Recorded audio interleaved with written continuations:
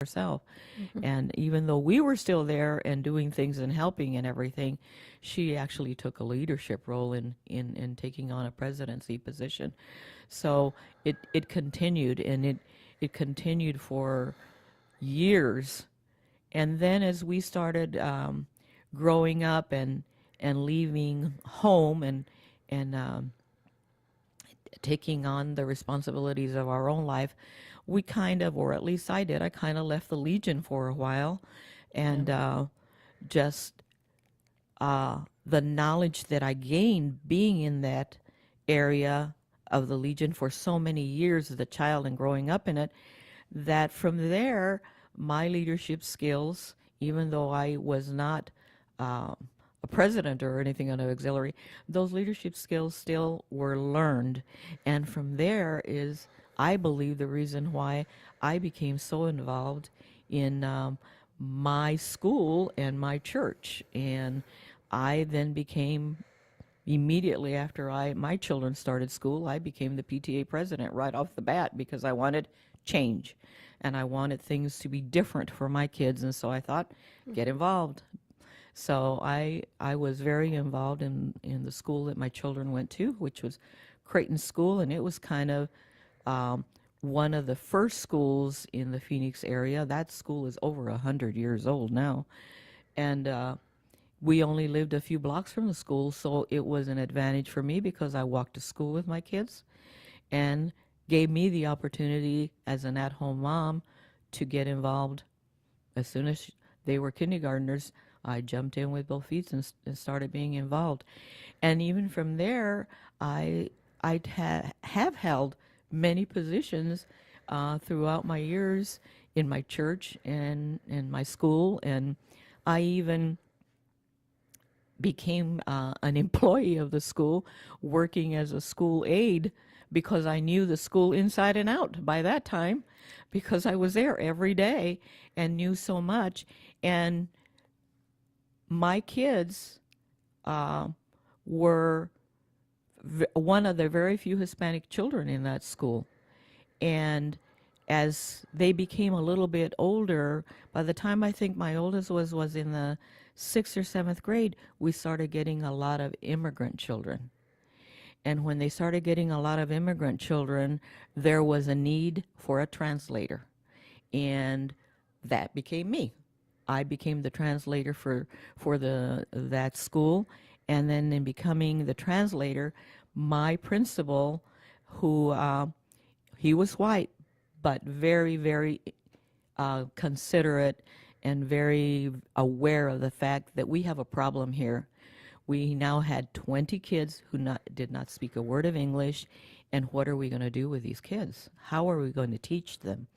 And so I became the translator, and then in doing that, I also had a friend who was a teacher who was from Mexico herself, and she had her degree already in teaching, and I said, you know what?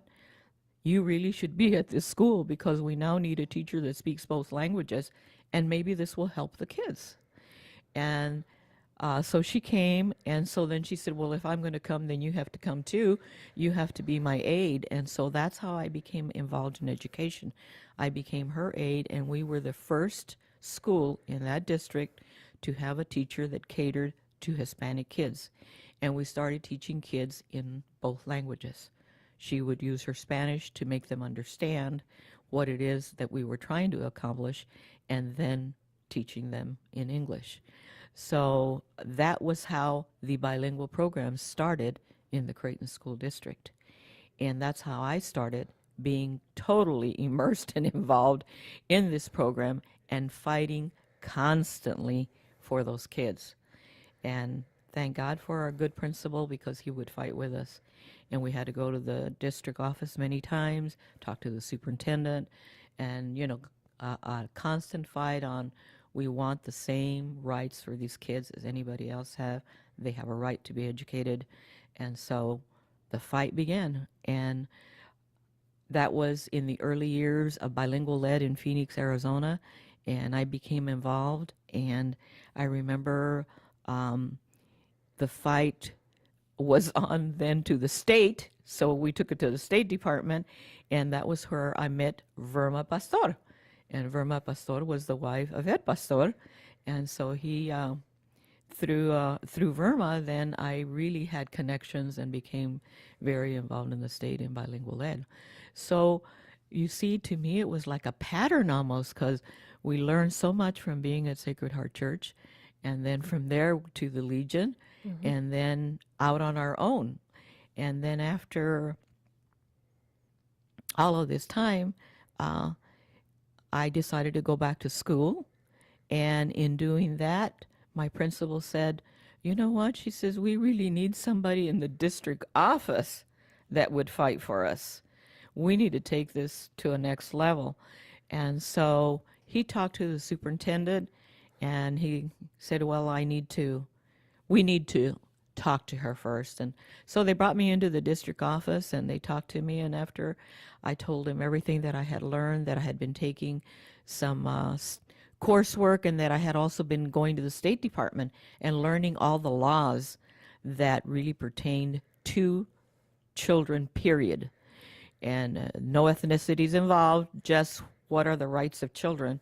And in learning that, the superintendent said, you know what? She says, maybe what we need is to have someone in the district office. And so they gave me that position, and I became the bilingual director for the Creighton School District for 15 years. And in those 15 years, we moved it. We really moved it and moved it and moved it, because we grew and grew and grew. People were still coming from mostly Mexico, and so we had that area, which was McDowell and 28th Street.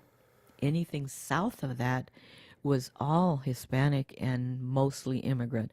And so we started out with 20 kids and ended up with 1,000. So it became a huge program. And so then my job became a job of hiring bilingual teachers, making sure that I would test them in both languages to make sure that they were able to read and write correctly in the language. And so our school really became the first school that had an actual full bilingual program. And through the help of Verma at the state, we were able to move it on until we came to a point in the last 10 years where it started being an issue for other members of the community, should we say. And then then it started, they started a movement, and then it became very, very difficult to try to keep it going in the schools, because then the superintendent was getting, calls from all over the place. And so it just became really, really difficult. And eventually they decided that they would change the name so that it wouldn't offend so many people. We didn't call it a bilingual program. We decided to call it an ESL program. So we called it English as a Second Language program, and tried using that, and we used that for a long time also. And then now here lately in the last few years, now we call it English Immersion. And so it's totally changed, where children really aren't using Spanish in the classroom at all anymore. They really are immersed totally in English, and if you make it, you make it. Mm-hmm. My daughters, I have 2 daughters, and my daughters, even my youngest one, took it all the way through the college level. And she is more fluent than my other daughter, who is older, and she is more fluent. But I am currently, with my grandchildren, making them take it in school also. And now I have the littlest grandson is 2.5, and I take care of him, so I'm an advantage with him that I can speak to him in Spanish. I have one son, and he took it in school. My daughter-in-law took Hispanic culture, I believe it was. She is fluent also. I have 4 granddaughters. My eldest granddaughter is very fluent. She took it all through school, and she spent 2 years in Spain teaching in Spanish.